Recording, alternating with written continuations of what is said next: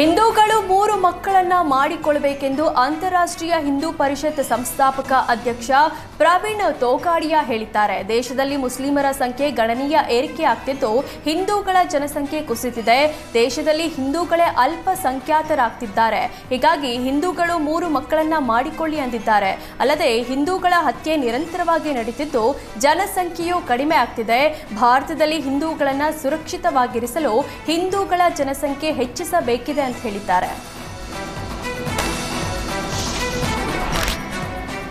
545 PSI ನೇಮಕಾತಿ ಹಗರಣದಲ್ಲಿ ಅಮಾನತ್ತಾಗಿದ್ದ ಅಧಿಕಾರಿಗಳಿಗೆ ಪೋಸ್ಟಿಂಗ್ ಕೊಡಲಾಗಿದೆ. ಮಲ್ಲಿಕಾರ್ಜುನ್ ಸಾಲಿ ಡಿವೈಎಸ್ಪಿ ಶಾಂತಕುಮಾರ್, ಡಿವೈಎಸ್ಪಿ ಹಾಸನ, ವೈದ್ಯನಾಥ ಕಲ್ಯಾಣಿ ರೇವೂರ 7ನೇ ಪಡೆ KSRP ಮಂಗಳೂರು, ಆನಂದ ಮೈತ್ರೆ ಇನ್ಸ್ಪೆಕ್ಟರ್ FBP ಮಂಗಳೂರು ಅಮಾನತ್ತಾಗಿದ್ದ ಅಧಿಕಾರಿಗಳಿಗೆ ಸ್ಥಳ ನಿಯುಕ್ತಿಗೊಳಿಸಿ ಸರ್ಕಾರ ಆದೇಶ ನೀಡಿದೆ.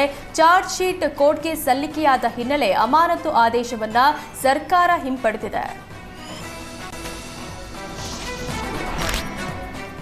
ಕೆಆರ್ಎಸ್ನಲ್ಲಿ ಅಮ್ಯೂಸ್ಮೆಂಟ್ ಪಾರ್ಕ್ ನಿರ್ಮಾಣಕ್ಕೆ ನಿರ್ಧರಿಸಿರುವ ರಾಜ್ಯ ಸರ್ಕಾರದ ನಡೆಗೆ ಮಾಜಿ ಸಂಸದೆ ಸುಮಲತಾ ಅಸಮಾಧಾನ ವ್ಯಕ್ತಪಡಿಸಿದ್ದಾರೆ.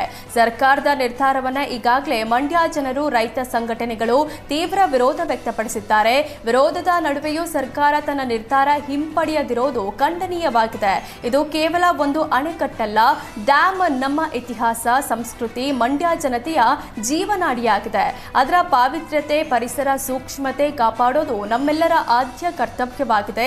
ದುಂದು ವೆಚ್ಚಕ್ಕೆ ಮುಂದಾಗಿರುವ ಕಾಂಗ್ರೆಸ್ ಸರ್ಕಾರದ ಈ ಯೋಜನೆಗೆ ವಿರೋಧವಿದೆ ಅಂತ ಸುಮಲತಾ ಸಾಮಾಜಿಕ ಜಾಲತಾಣದಲ್ಲಿ ಬರೆದುಕೊಂಡಿದ್ದಾರೆ.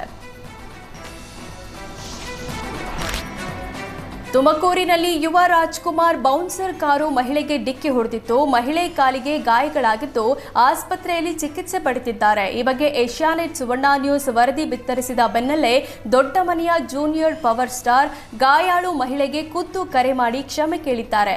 ಗಾಯಗೊಂಡ ಮಹಿಳೆ ಸಮಸ್ಯೆ ಆಲಿಸಿ ಆರ್ಥಿಕ ನೆರವು ಕೊಟ್ಟಿದ್ದಾರೆ. ಜೊತೆಗೆ ಆಕೆಯ ಆಸ್ಪತ್ರೆಯ ಚಿಕಿತ್ಸಾ ವೆಚ್ಚ ಭರಿಸುವುದಾಗಿ ಹೇಳಿದ್ದಾರೆ. 2 ದಿನಗಳ ಹಿಂದೆ ಎಕ್ಕಾ ಚಿತ್ರತಂಡದ ಜೊತೆ ತುಮಕೂರಿನ ಮಠಕ್ಕೆ ತೆರಳಿದ್ದ ವೇಳೆ ಘಟನೆ ನಡೆದಿತ್ತು.